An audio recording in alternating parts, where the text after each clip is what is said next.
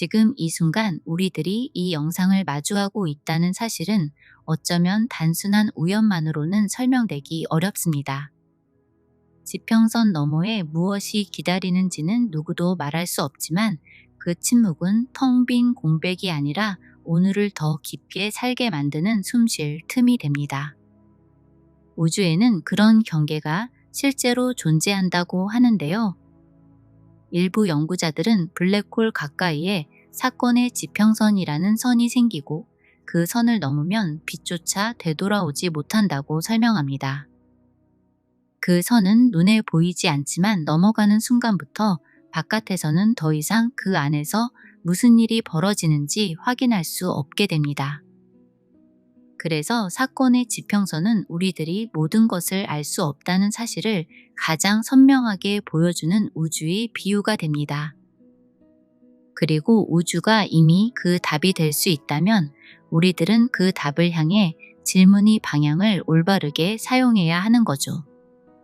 그 질문은 죽음의 비밀을 캐내려는 단순한 호기심에 머무르지 않고 지금 이 삶의 방향을 다시 세우는 소중한 계기가 됩니다.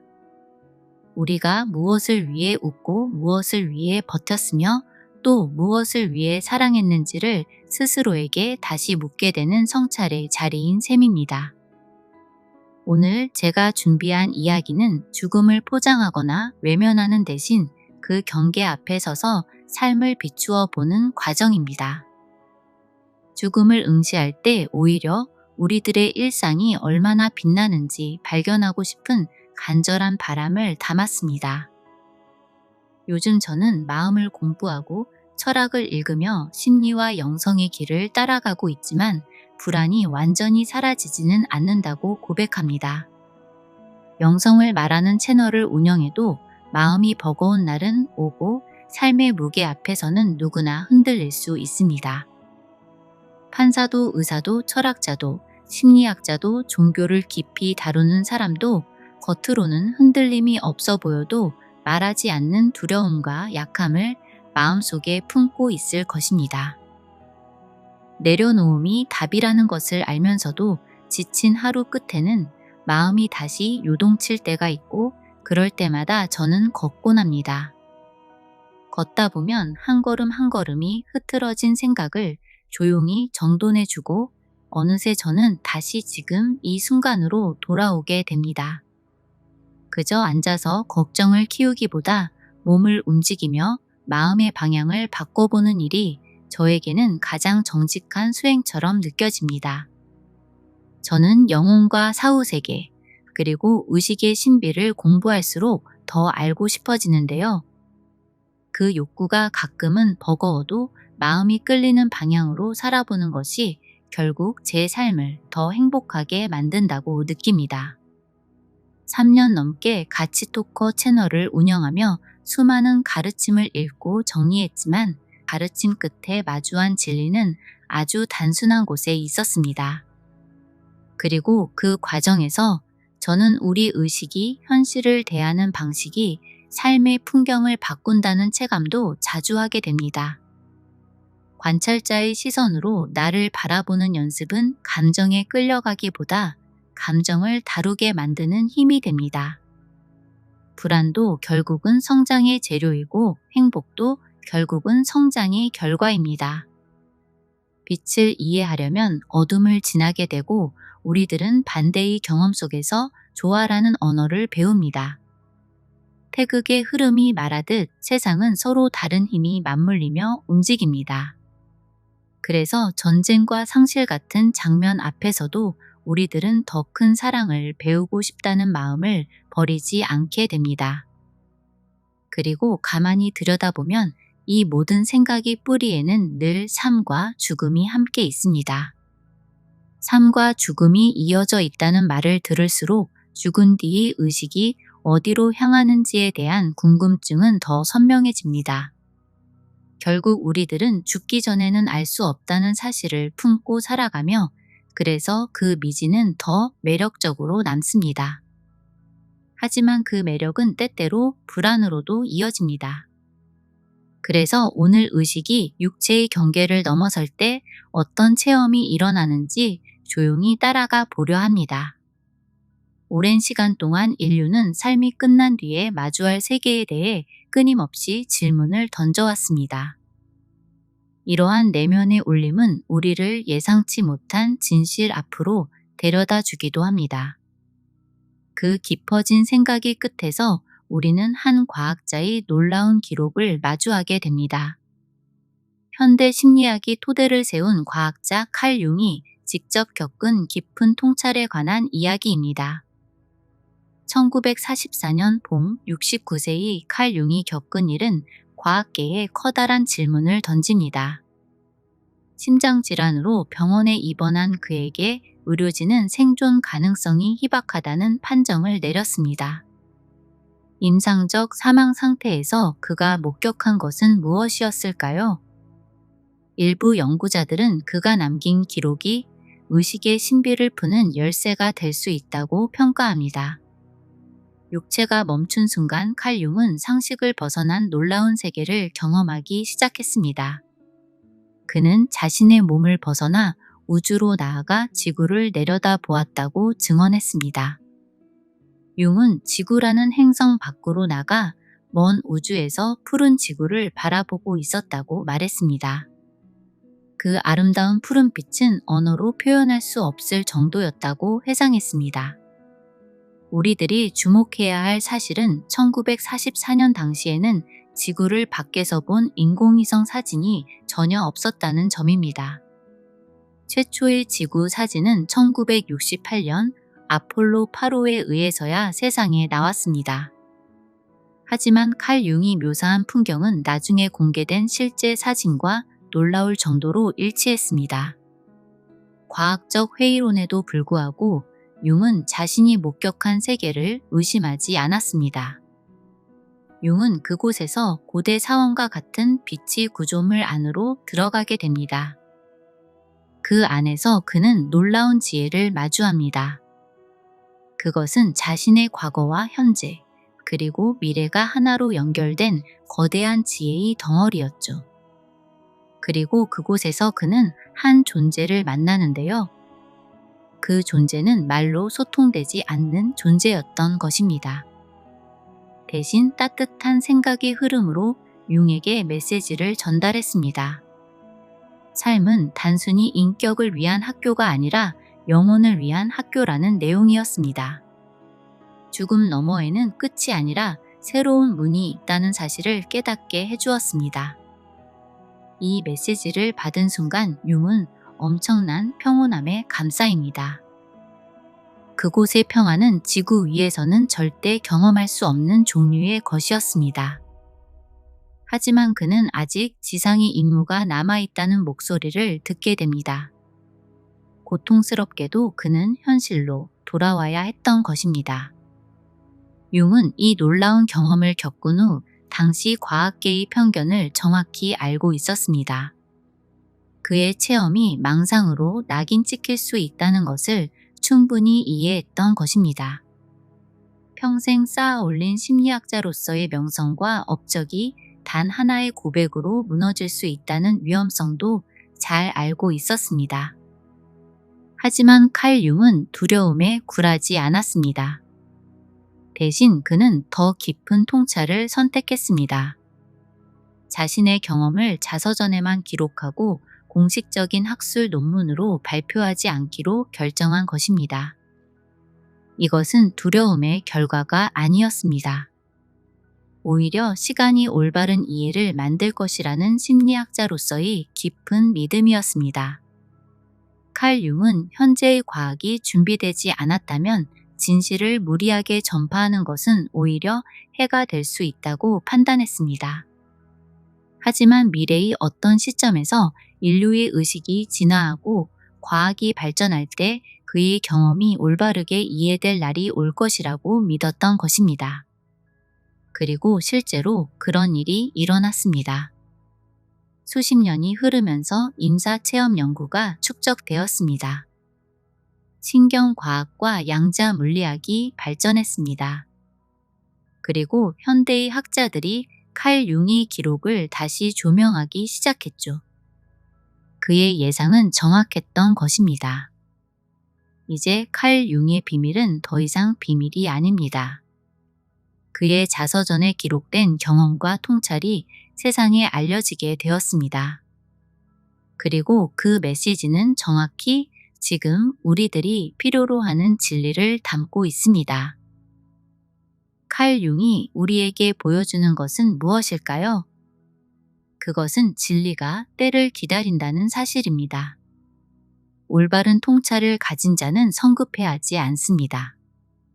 그 대신 시간의 흐름을 신뢰합니다.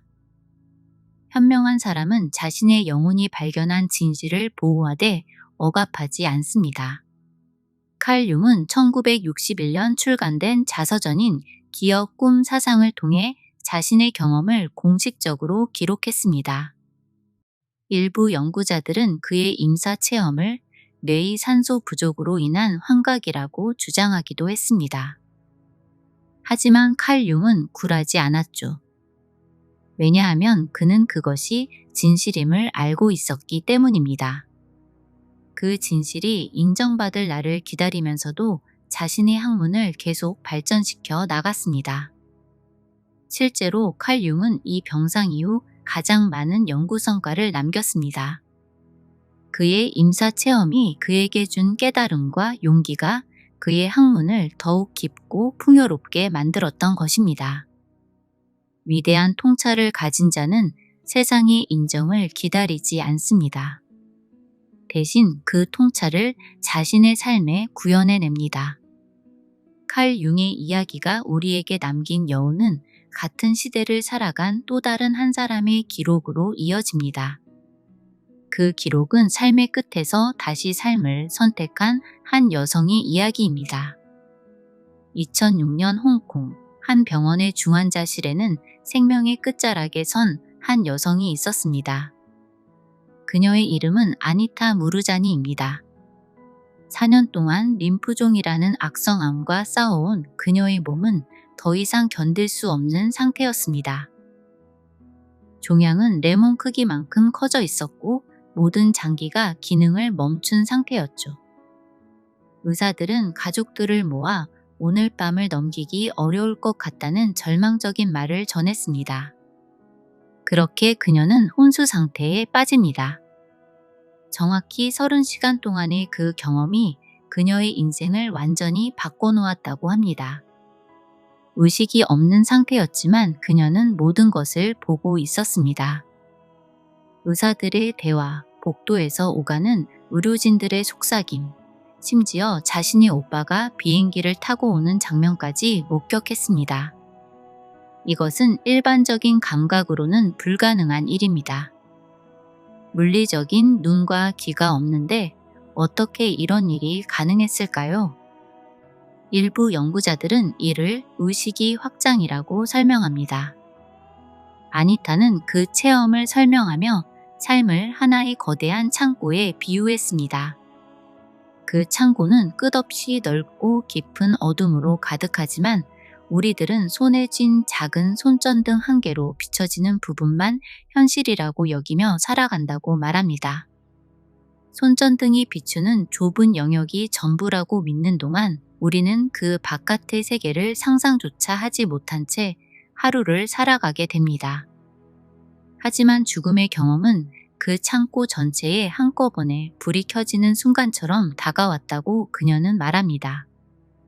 전등이 켜진 순간 그녀는 거기에 무엇이 있는지를 완벽히 볼 수 있었습니다. 그곳은 상상도 못할 정도의 아름다운 빛으로 가득했습니다. 아니타는 자신이 느끼고 있는 무한한 사랑과 평온함이 바로 우리들이 추구해야 할 진정한 것이라는 사실을 깨닫습니다. 그리고 더욱 중요한 깨달음을 얻게 됩니다. 자신의 몸에 있던 암이라는 질병은 내면의 상태가 만들어낸 결과물일 뿐이라는 것입니다. 4년 동안 그녀는 다른 사람들의 기대에 부응하느라 자신의 마음을 억눌렀습니다. 타인의 인정을 받기 위해 자신의 감정을 숨기고 살아왔던 것입니다. 그 자기 소외와 두려움이 에너지 불균형을 초래했고 결국 암이라는 질병으로 나타난 것이었습니다. 하지만 그 무한한 사랑의 공간에서 그녀는 모든 것이 바뀌어야 한다는 것을 알게 됩니다. 자신을 무조건적으로 사랑해야 한다는 깨달음이었습니다. 그 순간 그녀는 세상으로 돌아가 다시 살아보기로 결정합니다. 그리고 그 결정이 내려진 순간 놀라운 일이 일어납니다. 혼수 상태에서 깨어난 아니타는 자신을 돌본 의사들의 이름을 정확히 불렀습니다. 의사들은 경악을 금할 수 없었습니다. 의식을 잃은 채 실려온 사람이 어떻게 모든 것을 알고 있을 수 있느냐며 놀라워했습니다. 더욱 경이로운 일은 이후에 벌어집니다. 단 3일 만에 그녀의 몸에 있던 종양들이 눈에 띄게 줄어든 것입니다. 5일째에 그녀는 중환자실에서 일반 병실로 옮겨집니다. 검사 결과는 암세포가 완전히 사라져 있었습니다. 여러 검사실에서 재검사를 해도 결과는 같았습니다.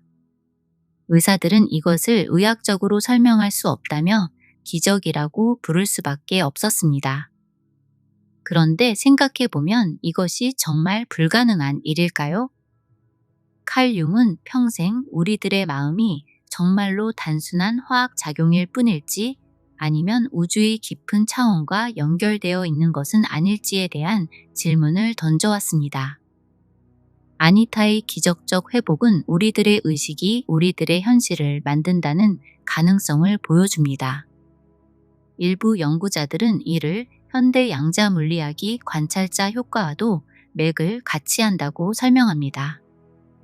관찰자의 의식이 입자의 상태를 결정한다는 이론처럼 아니타는 죽음의 경험을 통해 자신이 물질적 세계의 피해자가 아니라 그 세계를 창조하는 주인공임을 깨달았던 것입니다.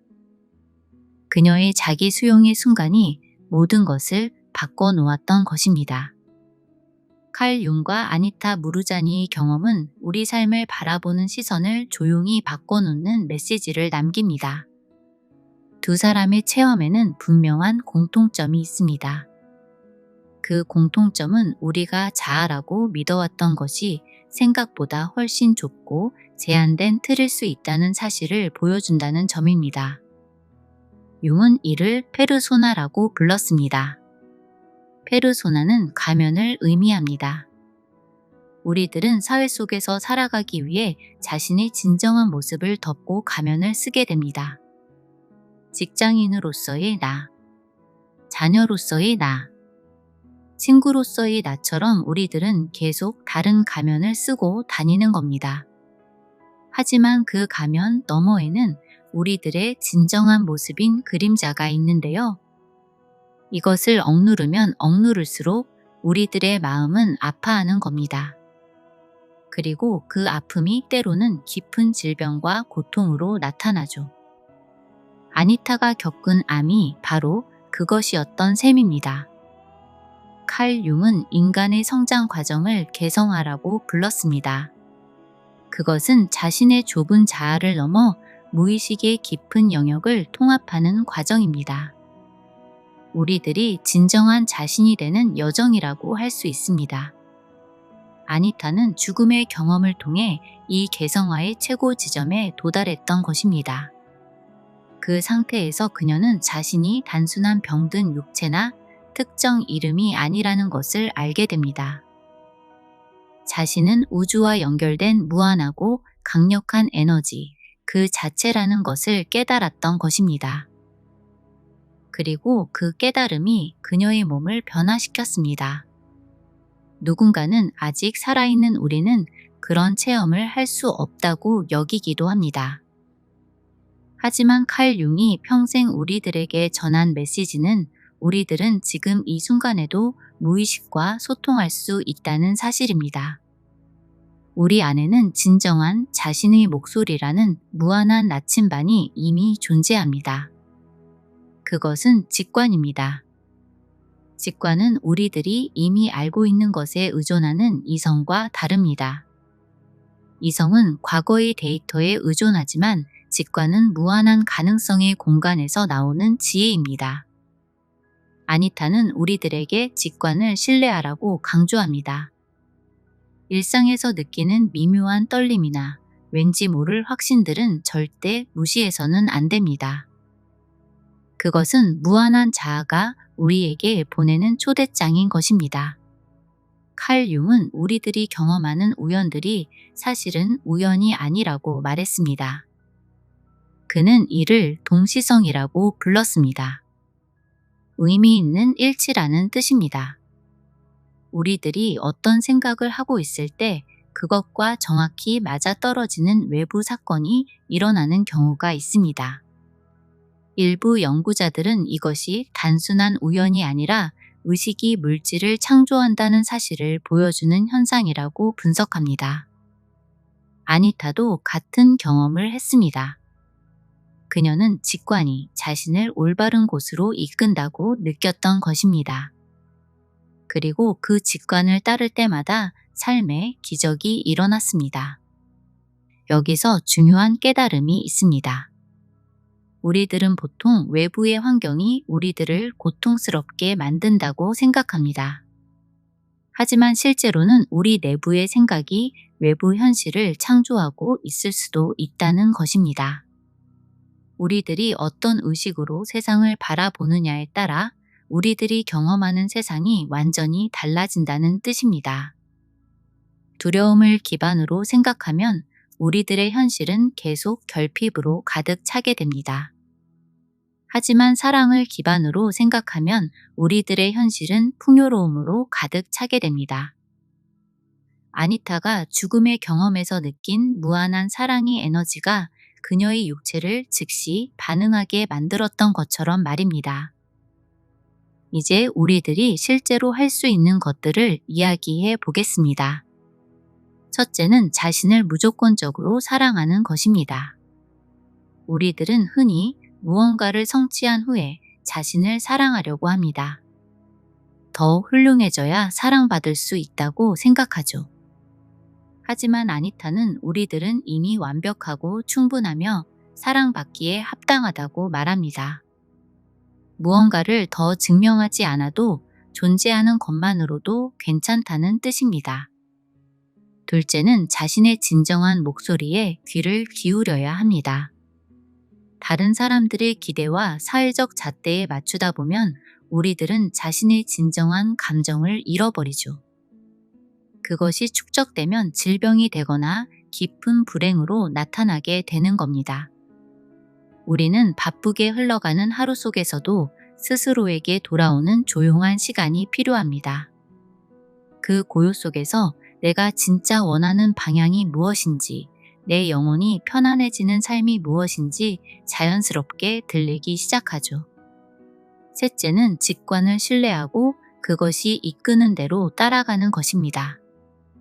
가슴이 뛰는 일을 하고 왠지 모를 확신이 드는 방향으로 발걸음을 옮겨야 하는 거죠. 그것이 우리를 진정한 길로 이끌기 때문입니다. 넷째는 죽음을 부정적으로만 생각하지 않는 것입니다. 칼 융과 아니타의 경험이 우리들에게 보여주는 것은 죽음은 완전함으로 가는 관문이라는 거죠. 우리가 어떤 마음가짐으로 삶을 살아가느냐가 정말로 중요하다는 것입니다. 죽음의 문턱에 섰을 때 우리들이 가져갈 수 있는 것은 우리가 쌓은 돈도 명성도 아닙니다. 오직 우리들이 얼마나 진실하게 사랑했는지, 얼마나 진정한 자신으로 살았는지에 대한 기억만 남는 것입니다. 그렇다면 지금 우리들이 해야 할 선택은 무엇일까요? 우리들은 이 순간을 우리들의 영혼이 성장하는 기회로 삼아야 합니다. 우리들이 겪는 모든 시련과 고통이 파괴하기 위한 것이 아니라 더 아름답게 다듬기 위한 것입니다. 다이아몬드도 수많은 때림과 마찰을 거쳐야만 그 찬란한 빛을 발하듯이 인생도 마찬가지죠. 우리들의 약점 속에 최고의 강점이 숨어 있습니다. 우리들의 약함을 통해 우리들의 무한함을 만나게 되는 것입니다. 칼 융이 당시 학계의 편견을 이겨내고 자신의 진리를 지켜낸 것처럼 이제는 그 진리가 우리들을 찾아왔습니다. 이것이 필연입니다. 우리들이 깨어나야 할 시간이 되었기 때문입니다. 우리들의 의식이 다음 단계로 나아갈 준비가 되었기 때문입니다. 모든 것을 다 가진 것처럼 보여도 마음 한가운데가 텅 빈 듯한 공허함을 만나곤 합니다. 무언가를 이뤄냈는데도 웃음이 오래 머물지 않고 만족이 손가락 사이로 빠져나가는 순간이 많습니다. 그 공허함은 우리가 행복을 멀리서만 찾느라 내 안에서 이미 울리던 따뜻한 신호를 지나쳐 왔다는 뜻일지도 모릅니다. 우리가 찾아야 할 것은 밖에 있지 않습니다. 그것은 우리 안에 있습니다. 우리 각자의 마음 속에 있는 무한한 우주 속에 있습니다. 오늘 우리들은 칼 융의 기록과 아니타 무르자니의 체험을 통해 의식이 육체의 경계를 넘어설 때의 변화를 조용히 바라보았습니다. 이 이야기들은 죽음의 정답을 내리기보다 지금의 삶을 더 선명하게 살아가는 방향으로 우리들을 이끄는 것입니다. 우리가 무엇을 위해 웃고 사랑했는지 그 진정한 의미를 다시 확인하기 위함이죠. 칼 융이 말한 페르소나는 사회적 가면이고 그 뒤에는 진짜 감정이 조용히 숨겨져 있습니다. 성장은 경쟁이 아니라 흩어진 나를 다시 하나로 모으는 과정이며 직관과 동시성은 마음이 밝아지는 길을 돕는 신호가 됩니다. 알 수 없는 빈칸을 견디는 힘이 우리를 단단하게 만들고 불안한 날에도 우리들은 다시 숨을 찾고 사랑을 선택할 수 있습니다.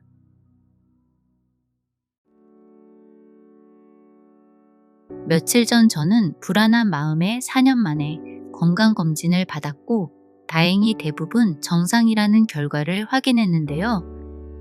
평소 저는 건강검진을 잘 받지 않는 편이었습니다. 도울 김용옥 선생이 강의에서 들었던 걸로 기억하는데 검진에 집착하기보다 내 몸이 스스로 회복하는 힘을 믿는 것이 더 중요하다고 했던 말이 마음에 남아 있었습니다. 그래서 저는 긍정의 시선으로 나는 건강하다고 여기며 살아왔던 겁니다. 사실 제 마음 한편에는 법륜 스님께서 하신 말씀 또한 깊이 남아 있었습니다.